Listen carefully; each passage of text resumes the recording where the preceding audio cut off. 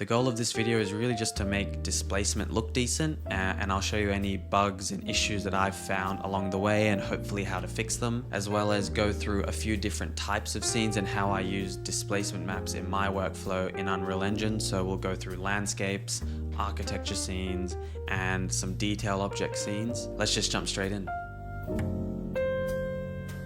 So method one is where we will select our object or geometry in the scene.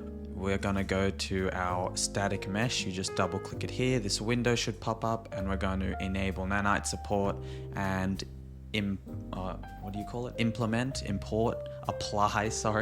apply the displacement map in your static mesh settings, or static mesh editor, I guess you'd call it. So I'll just quickly show you an example of how I would do this from Cinema. So I just have this plane here called displacement_wall. I haven't even baked it down actually. So I just have a plane.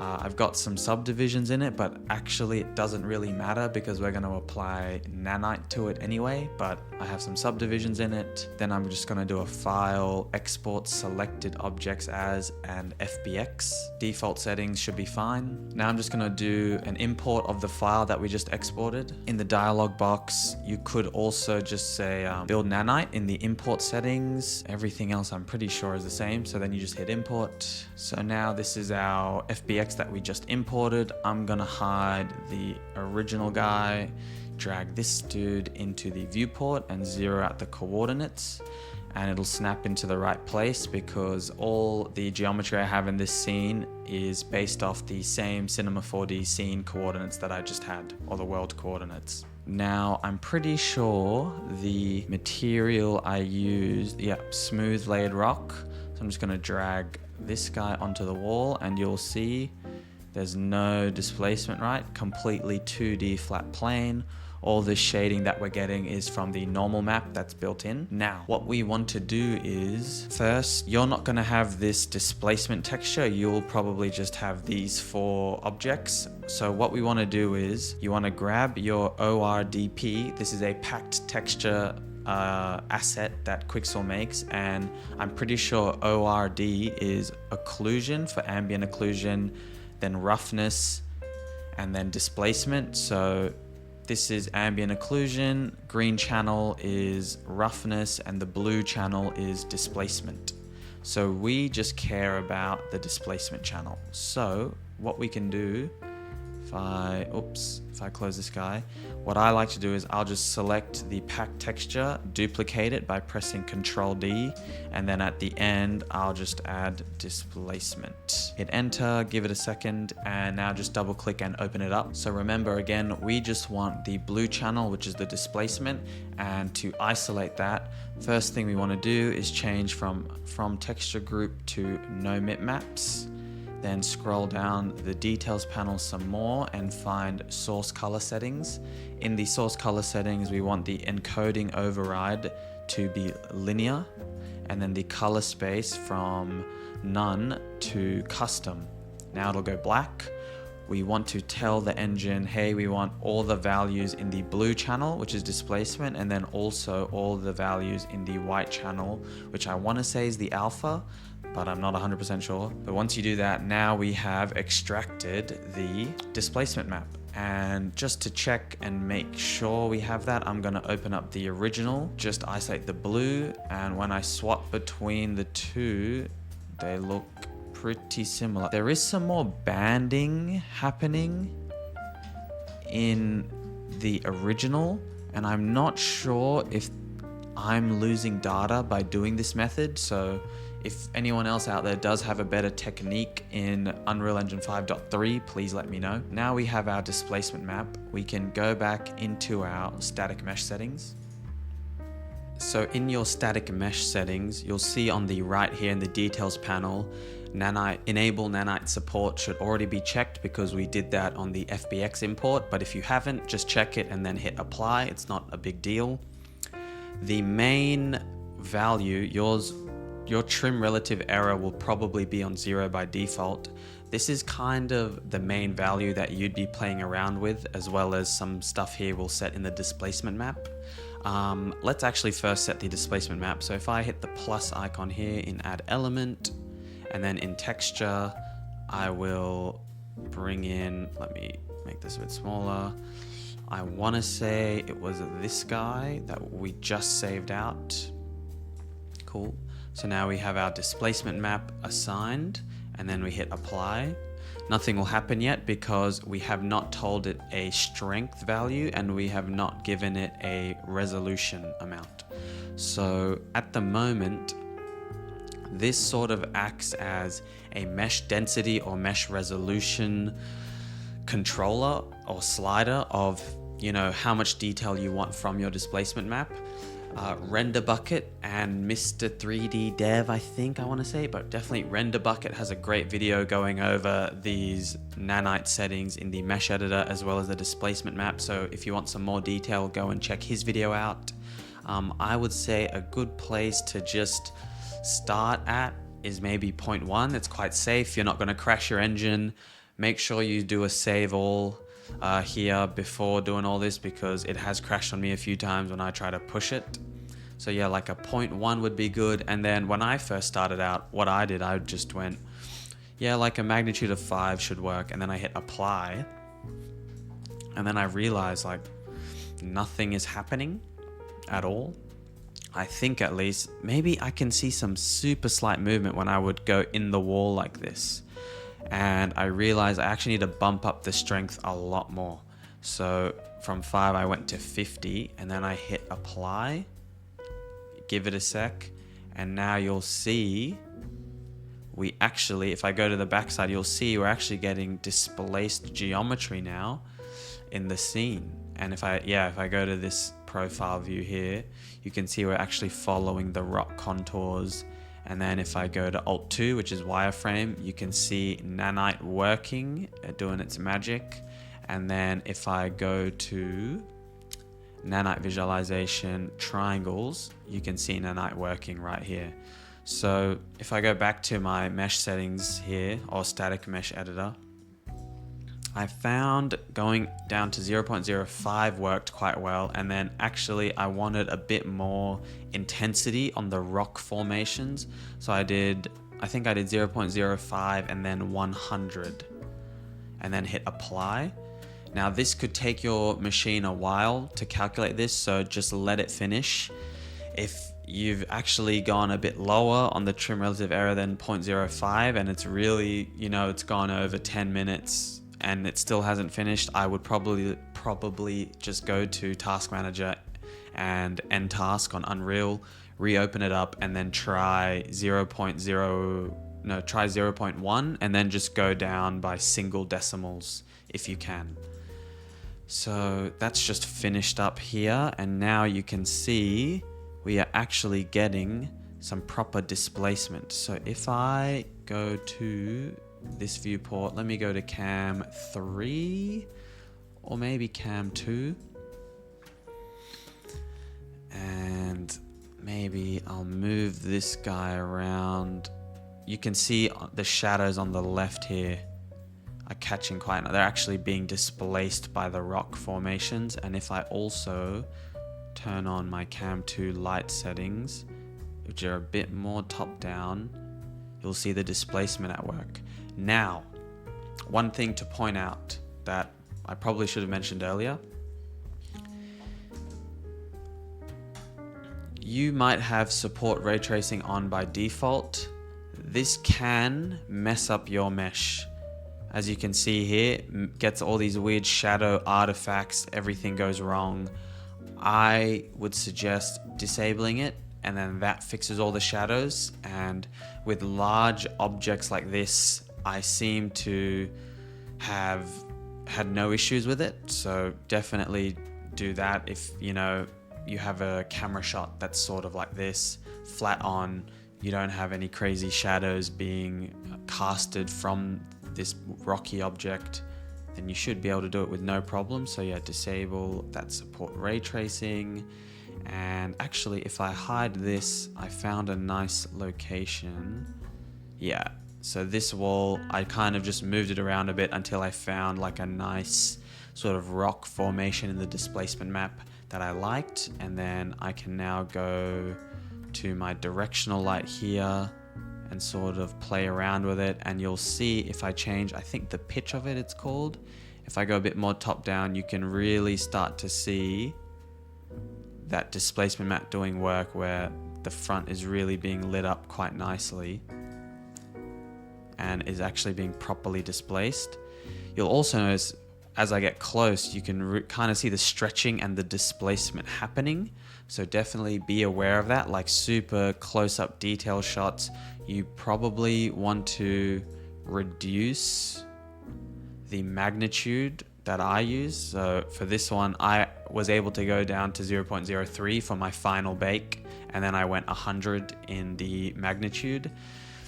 I think for this it looks quite good because of the scale of the wall and how the camera is far away from it. But if you are going up close, I would suggest honestly to either use less magnitude or bake in the displacement, which I will talk about a bit later in this video, so stay tuned.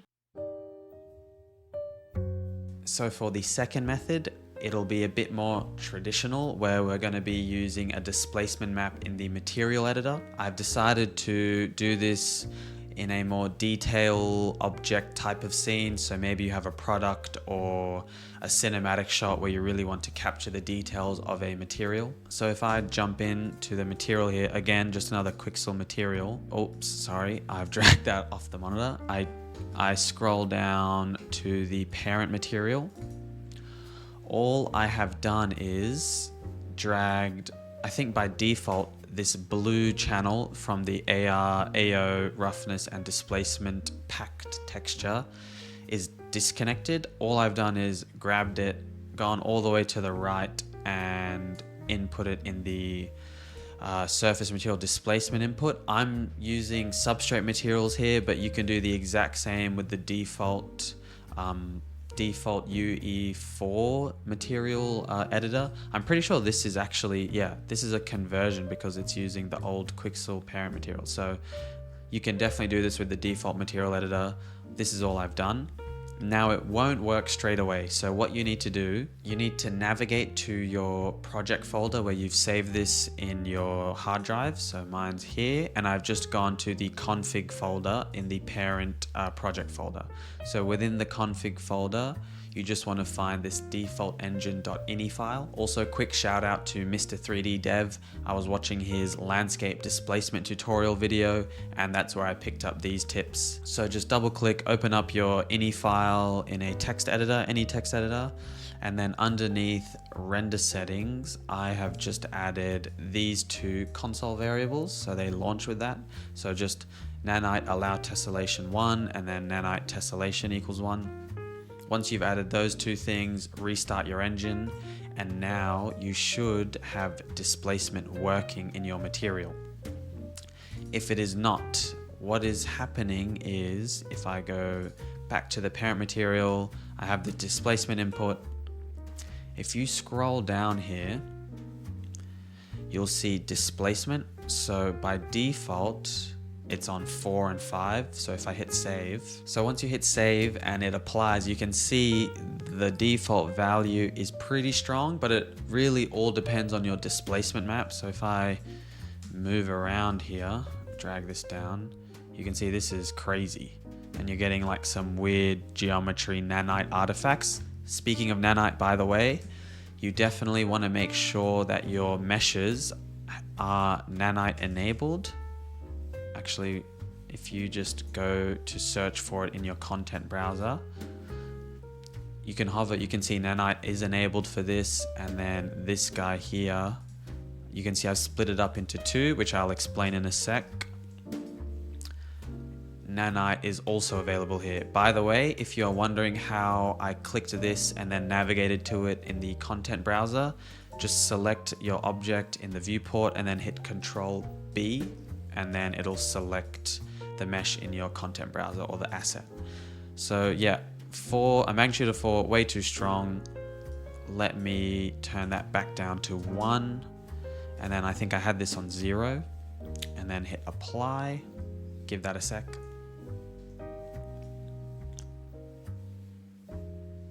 Okay, that didn't work. Maybe it was still on 0.5.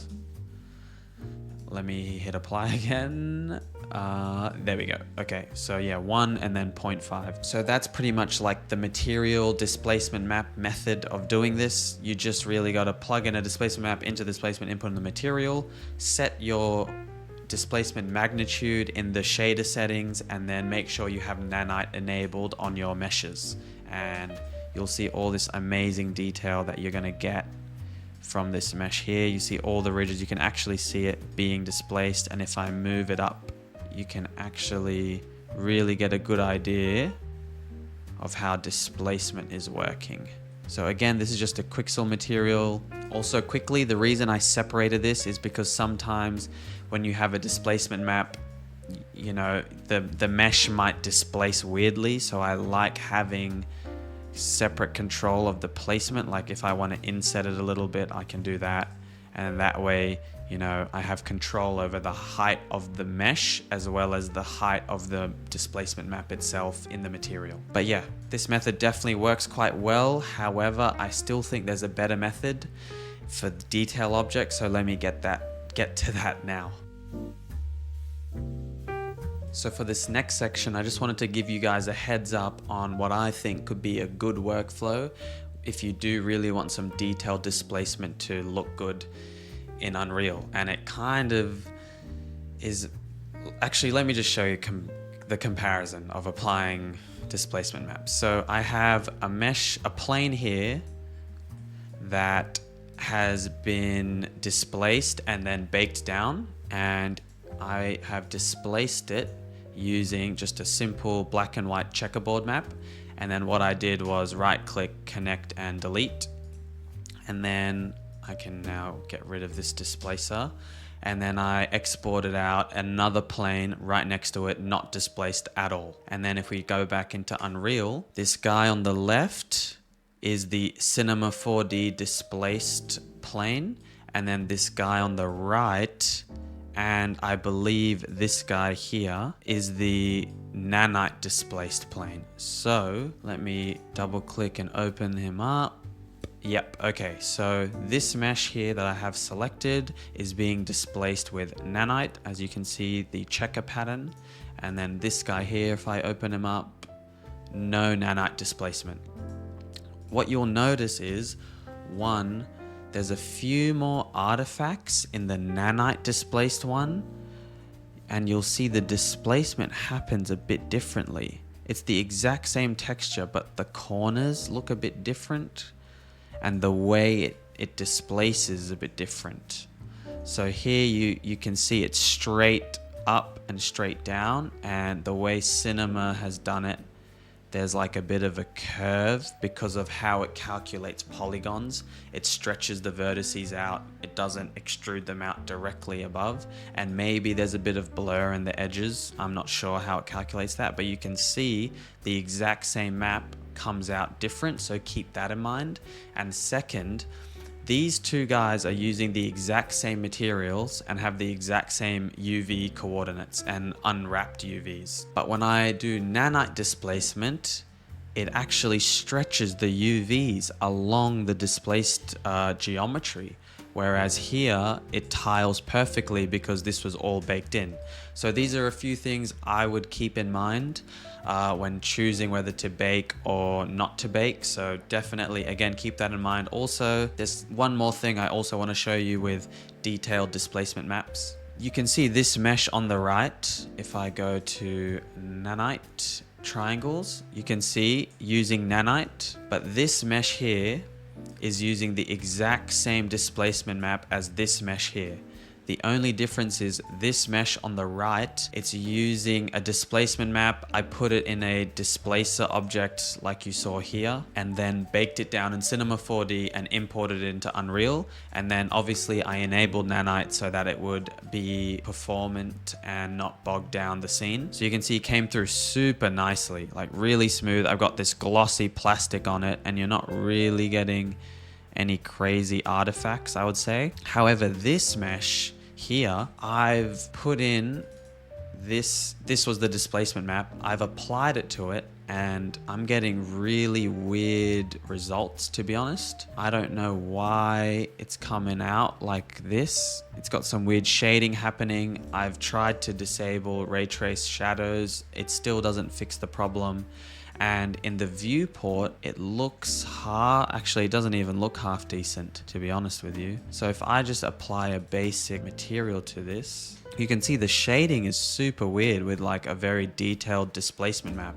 Maybe if I try 1, so that crashed my PC. What I'm trying to say is, if you do have detailed displacement maps like this and they play a big part in your scene, I personally would recommend baking in the displacement in whatever 3D modeling software you are using, and then just enabling nanite when you bring it in, and it'll look really good and you won't have any crazy performance issues. Let's move on to landscapes. So for the landscape, again, quite simple, the same setup as the material displacement method. Again, shout out to Mr. 3D Dev for making a video on this. So this was kind of a new addition, I think, nanite support and displacement for landscapes in 5.3. And I just downloaded these 2 materials off of Quixel, so dry trampled sand and jagged rock. And the material for this, really simple, just like 6 nodes, and that's it, with a tiling thing. For the landscape setup, I just went to landscape mode, created the default setting, and then just sculpted some stuff. So let me 1024, just did some of this, and that's all I did. And for the painting, this is really cool. You can actually paint on rocks and actually get the displacement that we want. It's not showing up now, we just got to rebuild it, but I'll show you in a sec how all of this works. And you can see here, once I've painted around and rebuilt, I am now getting proper good displacement.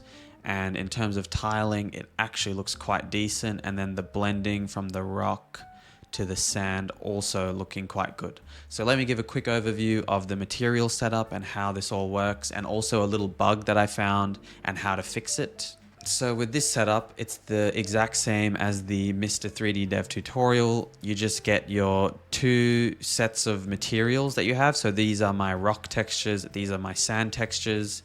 You create a landscape layer blend, create your 2 different layers, and then you name them. So I would call this one like and subscribe. So I would call this one sand and rock. And then you just hook up, you have 1 for base color, I had 1 for roughness, 1 for normal, and then 1 for displacement. Again, same concept with the displacement roughness. The blue channel is displacement, so you just hook up the displacement of the rock into the rock layer, and then the displacement of the sand into the sand layer. So that's where the nodes link up, and then again just hook into the displacement input. These are the base default material shader settings, so you don't need to worry about that. It should work fine. One issue I did have is, initially, if I go into the landscape editor, when I went into paint when following his tutorial, I was not getting these layers showing up. And I don't know if it's a 5.3 thing, or I don't even know if it's a substrate material thing. What I had to do is, well, for some reason, when I went into my displacement and set the preview weight to 1 here, it all worked. I don't know if it's a fluke. When I turn it to 0, it stops working. Not really sure, but if something's going wrong with your landscape and you're not getting these layers, try changing your preview weight to 1 for one of them, and hopefully it should work from there. With the landscape itself, if I go to selection, the nanite settings, very simple. You just want to scroll down, enable nanite, build data, then do all your landscape material stuff, do all the sculpting and painting, and if it doesn't look right, just hit rebuild data and then it should work fine. And there's no settings for ray tracing that you need to worry about. So yeah, very simple. I love the material method for the landscape here using displacement. I think it's great, especially if you want to, you know, set up these little alcoves here and then just create, if I create like a cinematic camera, Control Shift P to pilot, and then, you know, you can sort of start blocking out your scene here and you really get some nice displacement and sand and everything going on. So definitely a good method. I love this update for landscapes. I'm definitely going to be playing with it more. Let me tell you a few final thoughts and then we can get out of here. So for displacement maps, method one, which was editing this static mesh settings and applying the displacement map separately there that we showed at the beginning, that's good, I found, for large scale walls where you can really control the relative error, the mesh density and things like that. That's kind of in the background, and vertical or, you know, rectilinear style geometry, I think great for that. Detail objects, I think I still prefer baking in the displacement in my 3D software.